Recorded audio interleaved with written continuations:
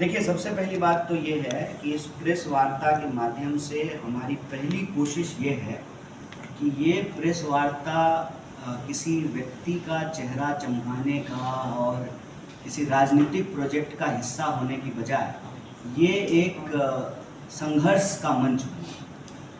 पहला काम तो हम लोगों ने लगता है कि इस प्रयास के साथ ही कर लिया है। दूसरा काम आपके और बिहार के जो आम लोग हैं उनके सहयोग और समर्थन से संभव होता है। एक तो जब हम कल गए बीपी मंडल जी की स्मारक पे माल्यार्पण करने, तो मुझे लोगों ने बताया कि पहले एमपी दलित एमपी 1952 में चुने गए, बाद में भी जो है लगातार चुने जाते रहे। उनके बारे में कई सारी कहानियाँ सुनाई गई। तो उनको जो है कहा, मुझे पता नहीं था, नेहरू जी ने कहा या दरिया जी ने जीप लेने के लिए कहा, नेहरू जी ने। तो उन्होंने कहा कि हमारे गांव में सड़क ही नहीं है तो हम जीप लेकर के क्या करें। तो प्रतिनिधियों की प्राथमिकता जो है अपना समाज होता था, अपना क्षेत्र होता था। परिस्थिति बदल गई, अब प्रतिनिधियों की प्राथमिकता समाज और क्षेत्र नहीं होता है, अपना बेटा बेटी परिवार होता है। तो उनकी क्या गलती थी? वो तो समाज के लिए अनवरत समर्पित रहे।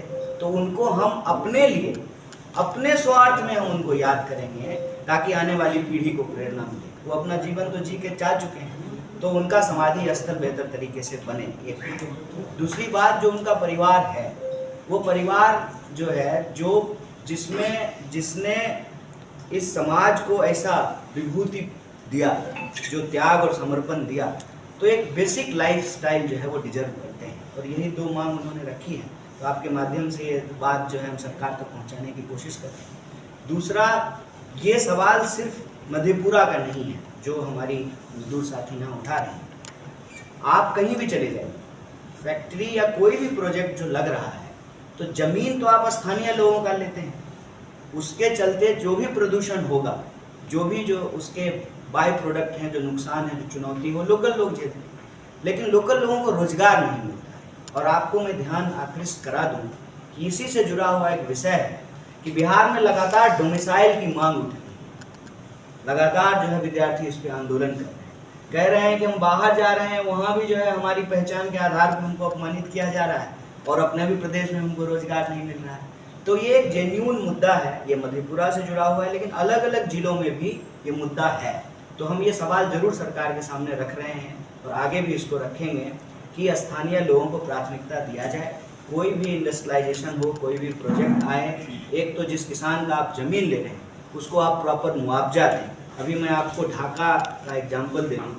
भारतमाला प्रोजेक्ट उधर से गुजर रही है, मार्केट रेट 20-25 लाख रुपये कट्ठा है और जो है वहाँ पे मुआवजा किसान को 4 लाख रुपया मिल रहा है। और अभी आपको मालूम है कई जगह जो है ये कानून पास हो रहा है। अभी कानून पास हुआ तमाम विरोध के बावजूद कि किसान की इच्छा के बिना भी जो है उसकी ज़मीन का अधिग्रहण किया जा सकता है। ठीक है, हाँ। और उसी एमपी में ये भी कहा गया कि जो रोजगार चाहते हैं, जो बेरोजगार हैं, अब उनको बेरोजगार नहीं कहा जाए, उनको आकांक्षी युवा कहा जाए। बताइए, सरासर बेईमानी कर रहे हैं, जनता का संसाधन लूट करके अपना तिजोरी भर रहे हैं और जनता के मुद्दा पे जो है चुप्पी साधे हुए हैं। तो वो साइलेंस जो है ना, उस साइलेंस के खिलाफ ही जो जस्टिस का वॉइस है, जो इक्वलिटी का वॉइस है, ये यात्रा बनने की कोशिश कर रहे हैं।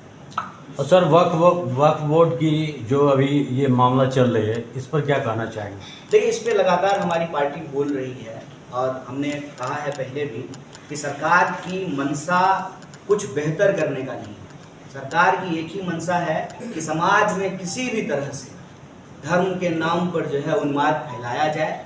और ये ना अंग्रेजी ब्रिटिश स्टाइल है कि लोगों को उनके पहचान के आधार पर लड़ा दीजिए, असली मुद्दा गायब हो जाएगा। असली मुद्दा तो यही है ना देश का कि 45 साल में देश में सबसे ज़्यादा बेरोजगारी है। 80 करोड़ लोग 5 किलो अनाज पे गुजारा कर रहे हैं। देश का एक पूंजीपति जो है अपने बेटा के ब्याह में 5000 करोड़ रुपया खर्च करता है शादी में, और उसके जो है ना प्राइवेट चिड़ियाखाना में जा करके प्रधानमंत्री मदारी बन करके घूम रहे हैं। ये विषय है, इस विषय पे बात होना चाहिए। इस विषय पे बात नहीं हो पाता है। इस विषय पे इसलिए बात नहीं हो पाता है क्योंकि समाज को जो है लड़ाने के लिए विषय है अलग। तो जैसे अंग्रेज फूट डालो राज करो करता था, वही जो है ये लोग सीख लिए हैं। मेरा सिंपल सवाल है कि सरकार बुनियादी चीज़ों पे कोई ठोस चीज़ क्यों नहीं कर रही? तो मंशा क्या है इसके पीछे? अभी जो है आए हैं गृह मंत्री बिहार के दौरा पे और कह रहे हैं कि जो है हम बिहार को ये दे देंगे, हम बिहार को वो दे देंगे। अरे भाई साहब, हर बार जो है आप जो है घोषणा करते हैं। इससे पहले आपने घोषणा किया था कि हम बिहार को 1,70,000 करोड़ रुपया दे देंगे। कहाँ है 1,70,000 करोड़ रुपया? आपके जो घटक दल हैं जिसके सहयोग से आप कहते हैं कि डबल इंजन की सरकार चला रहे हैं, वो पार्टी बिहार को विशेष राज्य का दर्जा मांग रही थी। उस पर क्या स्टैंड है बीजेपी का, क्या कहना चाहते हैं वो? हम लोग जो बार बार ये मुद्दा उठा रहे हैं कि घर में कितना लोग है उतना ही खाना आप बनाते हैं ना, तो घर समाज में कितने लोग हैं उसको गिन लीजिए और गिनती के आधार पे लोगों की आर्थिक स्थिति क्या है, सामाजिक स्थिति क्या है, राजनीतिक स्थिति क्या है, उसके आधार पे न्याय कीजिए। तो जो भी बुनियादी सवाल है, रोजी रोटी, कपड़ा मकान, शिक्षा, स्वास्थ्य, सड़क, बिजली, पानी, उसको छोड़ करके दिन भर जो है धर्म के नाम पे उन्माद फैलाना है, लोगों को आपस में लड़ाना है, यही होते रहे। मोदी जी पिछड़े हुए लोग हैं, उनकी शिक्षा की व्यवस्था को सरकार सुनिश्चित करे। तीसरा विषय जो मधेपुरा के किसान आकर के उठाए कि मधेपुरा में सबसे ज़्यादा, अगर हम बिहार की बात करें और देश में मक्का के प्रोडक्शन की बात करें, खेती की बात करें, तो मधेपुरा मक्के का एक बहुत बड़ा सेंटर है। धान पे एमएसपी मिलती है, एमएसपी जितना मिलना चाहिए उतना नहीं मिलती है, स्वामीनाथन आयोग के हिसाब से नहीं मिलती है। लेकिन मक्का पर तो एमएसपी मिलती ही नहीं है। सरकार 1 रुपया भी जो है मक्के पे जो है एमएसपी नहीं देती है। और इस इलाके में बड़े पैमाने पे मक्के की खेती होती है और मक्के की खेती से जुड़ी हुई जो समस्याएं हैं, चाहे वो एमएसपी की हो, बीज की हो, खाद की हो, समय पे सिंचाई की हो, इस संबंध में जो है किसानों ने अपनी बात रखी कि सरकार को मक्के पर भी एमएसपी देना चाहिए। इस इलाके के आम लोगों ने एक सवाल उठाया कि चांद पे पहुंच गए हैं, मंगल पे जाने की तैयारी कर रहे हैं, दुनिया भर का 90% जो सैटेलाइट है वह भारत में ही उसको छोड़ा जाता है, उसका जो है प्रक्षेपण किया जाता है। लेकिन आज भी ये जो कोसी का इलाका है उसको बाढ़ से निजात नहीं। नतीजा क्या है कि सर्किट हाउस तो बहुत बढ़िया एकदम चमक रहा है, लेकिन आप जब बस्तियों की हालत देखेंगे, गांव की हालत देखेंगे, सड़कों की हालत देखेंगे, धूल, धुआं, धक्का मुक्की, इस तरह का सिचुएशन में जो है यह इलाका पड़ा हुआ है। बाहर की विभीषिका पे जो है कोई ठोस नीति निर्धारण जो है वो नहीं हो रहा है। साथ ही साथ आज एक प्रतिनिधि मंडल हम लोगों से आकर के मिला और आप लोगों ने सुना होगा कि सरकार कुछ दिन पहले यह आह्वान की कि बिहार के जो पढ़े लिखे टेक्निकल नौजवान हैं अब उनको बिहार में ही नौकरी मिलेगी। खास करके जो इंजीनियरिंग की पढ़ाई किए हुए लड़के लड़कियां थे उनको जो है ठेके पे जो है जिला में और ब्लॉक में नौकरियां दी गई और इस योजना का नाम दिया गया डिस्ट्रिक्ट प्रोजेक्ट मैनेजमेंट यूनिट और ब्लॉक प्रोजेक्ट मैनेजमेंट यूनिट। इसमें हर जिले में जो है टेक्निकल लोगों को बहाल किया गया। आज आनन फानन में इन सब को सूचित किया गया है और अचानक से जो है इनको सरकार इनके काम से हटा रही है, जबकि जो सही वेतन मिलना चाहिए इनको सही वेतन मिल भी नहीं रहा था। कम वेतन पर भी ये इसलिए काम करने को तैयार हुए कि कम से कम मधेपुरा में नौकरी मिलेगा तो किराया तो नहीं मिलेगा ना, अपने घर में रहेंगे, अपने जो है जो छोटा मोटा खेत है उसका सब्जी खाएंगे, दाल रोटी खाएंगे, तो 20-25 हज़ार रुपया भी जो मिलेगा वो बाहर के 1 लाख रुपया के बराबर है। बड़े पैमाने पे लोग यहाँ आए, लेकिन अब जब उनको नौकरी से निकाला जा रहा है तो वो मजबूर है कि फिर से पलायन कर जाए। तो सरकार एक तो कम वेतन पे जो है लोगों से रोजगार कराती है और जो रोजगार मिला हुआ था अब आनन फानन में जो है उसको हटा रहे हैं। कह रहे हैं कि नई एजेंसी आएगी, नई बहाली होगा। तो मतलब ये तो वही बात हो गया ना कि जानबूझ करके आप इस तरह की व्यवस्था करते हैं ताकि जो है नई एजेंसी आए, नई बहाली के नाम पे जो है नया कमीशन खोरी शुरू हो। सरकार को उल्टे तो जो लोग काम कर लिए हैं, जिनको एक्सपीरियंस हो गया है, उनको अस्थाई करना चाहिए। और अस्थाई और कम वेतन के सवाल पे आज जो है एक होम गार्ड की महिला जो है हम लोगों की यात्रा से जुड़ी और आकर के अपना सवाल उठाया कि हमको सिर्फ 22,000 रुपया अगर पूरा महीना ड्यूटी करेंगे तो मिलेगा, 1800 रुपया जो है PF काट। हमको जो है जो अस्थाई सिपाही होते हैं उनके अनुपात में सैलरी नहीं मिलती और जितना दिन काम करेंगे उतना ही दिन सैलरी मिलती है। तो हम लोगों का यह मांग है कि हम इतने साल से सेवा दे रहे हैं, तो जब सरकार बहाली निकाले तो हमारा भी जो है अस्थायीकरण किया जाए और एक काम का एक ही तरह का वेतन होना चाहिए, समान काम का समान तरह का वेतन होना चाहिए। काम आप बराबर ले रहे हैं, वेतन लेकिन आप बराबर दे रहे हैं। तो ये कुछ स्थानीय मुद्दे हैं जिसको आज विभिन्न प्रतिनिधि मंडल के लोग आकर के मिले और जो प्रभावित मोदी जी 2 करोड़ नौकरी भी हर साल दे रहे थे, 15 लाख लोगों के खाते में पहुंचा रहे थे। और मैं तो कहता हूं कि मैं ना उस पर बोलना भी छोड़ दिया हूँ। आपसे बस इतना ही निवेदन है ना, जो सच्चाई है उसको दिखाइए। ये तो आप ही के जिले में है, हम तो आज जीवन में पहली बार मिल रहे हैं, आप तो पहले भी मिले होंगे। पूछिए ना ये सवाल सरकार से, सरकार से सवाल पूछिए कि ये जो इलाका है कोसी का, मधेपुरा का, जिसको कहते हैं कि समाजवाद की जमीन है, सरजमी है, गढ़ है, ठीक है, घूम करके देखिए और उनके जो मुद्दे हैं वो उठाइए।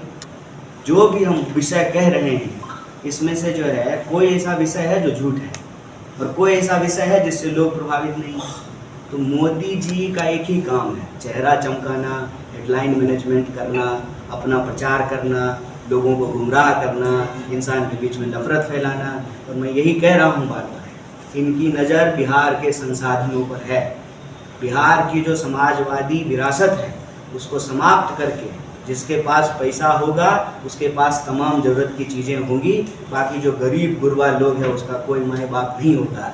ऐसी व्यवस्था ये बनाने की कोशिश कर रहे हैं। इसीलिए हमारा धर्म है, हमारी पहचान है बिहारी होने की, ये हमारा धर्म है, कर्तव्य है कि इस अन्याय के खिलाफ हम अपनी आवाज़ को बुलंद करें। आपसे भी यही निवेदन है, इधर उधर की बात छोड़िए, मुद्दे पर आइए। कौन सा एक वादा पूरा किया है सरकार ने सिवाय लोगों को लड़ाने का, नफरत करने का? कन्हैया, जो बिहार की राजनीति रही है वो जातीय समीकरणों पे लड़ी जा रही है। अब तो धर्म भी आ गया है और अभी से वक्फ बोर्ड वाला जो इशू है वो भी एक पोलराइजेशन का मुद्दा बन रहा है। क्या लगता है आपका ये पलायन रोको रोजगार दो यात्रा एक मुद्दा बिहार के युवाओं को दे पाएगा? देखिए, इसमें कोई दो राय नहीं है कि पलायन एक मुद्दा है, लोग इससे पीड़ित हैं और हर जाति हर धर्म के लोग पलायन करते हैं। ये एक ऐसा विषय है कि आप किसी भी चाय दुकान पे छेड़ दीजिए, हर कोई स्वीकार करेगा, भले किसकी वजह से हुआ है, किस सरकार में हुआ है, कब ज़्यादा हुआ है, कब कम हुआ है, उस पर विवाद हो जाए, लेकिन इस पर कोई विवाद नहीं होगा कि पलायन हो रहा है। इसको सर्वसम्मति से हर कोई स्वीकार करेगा। चुनाव का और पलायन का जो कारण है वही बिहार के पिछड़ेपन का भी कारण है। पलायन का कारण है शिक्षा की कमी, पलायन का कारण है रोजगार की कमी, पलायन का कारण है स्वास्थ्य सेवाओं की कमी और पलायन का कारण है कानून व्यवस्था की कमी। ये व्यवस्था अगर ठीक हो जाए, आधारभूत संरचना हो, कानून व्यवस्था दुरुस्त हो, रोजी रोजगार मिले, शिक्षा और स्वास्थ्य मिले, कोई अपना घर छोड़ करके बाहर नहीं जाना चाहता। तो इसी में यह बात छुपी हुई है की है जो सभी बिहारियों को एकजुट करके, जो बिहार को बेहतर बनाना चाहते हैं, जो बिहार को बेहतर बनाने का सपना देखते हैं, वो इससे जुड़ करके एक सुंदर बिहार का निर्माण कर सकते हैं। बाकी चुनाव आपको मालूम है कि ध्रुवीकरण पे होता है, नकारात्मक राजनीति पे होता है।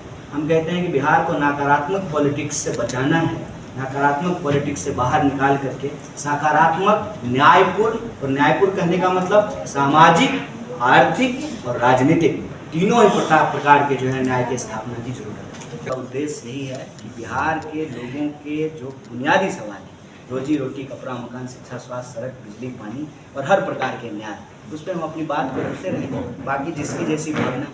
अंतिम सवाल कन्हैया, आप आज तक जो भी मंदिर जाते थे तो वहाँ पे दलित वर्ग के लोग जाते थे तो मंदिर को धोया जाता था, और आप सहरसा गए और वहाँ पर भी धोने की परंपरा फिर से देखने को मिली, इसको क्या मानते हैं? ठीक है ना, लाइमलाइट के लिए कोई कुछ करता है, उसका क्या है, उसका कोई विषय नहीं है। और मैं आपसे लोगों से भी यही निवेदन करता हूँ कि जिसको जो करना है वो करे। हमारा उद्देश्य यही है कि यात्रा के माध्यम से बिहार के आम लोगों के जो बुनियादी सवाल हैं, समस्याएं हैं, उसका समाधान ढूंढा जाए। जिनकी आवाज़ सरकार तक नहीं पहुंच रही है, उनकी आवाज़ को आपके माध्यम से जनता और सरकार तक पहुंचाई जाए। एक सवाल है, प्रशांत किशोर कह रहे हैं कि कन्हैया जी इतना दिन से राजनीति कर रहे हैं और चुनावी वर्ष में उनको क्यों ये सब मुद्दा दिखा और ये काम कर, पहले भी तो कर सकते थे। तो वो जो कह रहे हैं उसका जवाब वही देंगे। उनका जवाब हम कैसे देंगे? प्रशांत किशोर जी क्या कह रहे हैं, क्यों कह रहे हैं, कैसे कह रहे हैं, उनका सवाल उन्हीं से पूछिएगा, उसका जवाब भी वही आरोप तो है। आप पे लगा है। आरोप आप लगा रहे हैं, हमारे ऊपर सवाल आपसे पूछे हैं। हमारे ऊपर जिनको जो आरोप लगाना है वो लगाते जाइए, कोई दिक्कत नहीं है। एक है- क्योंकि ये मेरी यात्रा है ही नहीं, ये बिहार के लोगों की यात्रा है। तो आपसे निवेदन है कि आप यात्रा पे फोकस रखिए, कन्हैया कुमार को फोकस मत रखिए। हमको रखिए लाइमलाइट से बाहर, यात्रा और यात्रा के मुद्दा को रखिए ऊपर। और यात्रा का मुद्दा कन्हैया कुमार नहीं है, यात्रा का मुद्दा पलायन और नौकरी है। यात्रा का मुद्दा बेहतर शिक्षा की व्यवस्था, बेहतर स्वास्थ्य की व्यवस्था, अच्छी सड़कें, कानूनी व्यवस्था दुरुस्त हो और लोगों को न्याय मिले, जाति जनगणना हो और सबको न्याय मिले, ये मुद्दा है। एक लास्ट हमारा एक सवाल सवाल है शिक्षा को लेकर कि आज से 30-32 साल पहले इससे पिछड़े इलाके को उच्च शिक्षा से जोड़ने के लिए बीएनएमयू की स्थापना हुई थी, लेकिन आज तक उसकी स्थिति सुधरी नहीं है, हमेशा विवादों से घिरी रहती है। अभी वर्तमान में जो कुलपति हैं उनकी जो मोनोपोली है उनकी वजह से बहुत सारे चर्चाएं आपके संगठन के द्वारा भी एनएसयूआई के द्वारा। कि अगर आप हमारी पार्टी के विषयों को देखेंगे, घोषणा पत्र को देखेंगे, तो हमारी प्राथमिकता में है शिक्षा, स्वास्थ्य, सड़क, बिजली, पानी और आम लोगों के लिए बुनियादी हक और उनका न्याय, ये हमारी प्राथमिकता में है। आप चाहे किसी स्टेट इलेक्शन को देखिए, आप चाहे जनरल इलेक्शन जो बीता है उसको देखिए, या आने वाले समय में बिहार के अंदर भी जो आम लोगों के जो मुद्दे हैं उसको हम लोग उठा रहे हैं। स्वाभाविक रूप से ये शिक्षा से जुड़ा हुआ एक गंभीर विषय है और ये हमारी प्राथमिकता में शामिल है और शामिल रहेगा।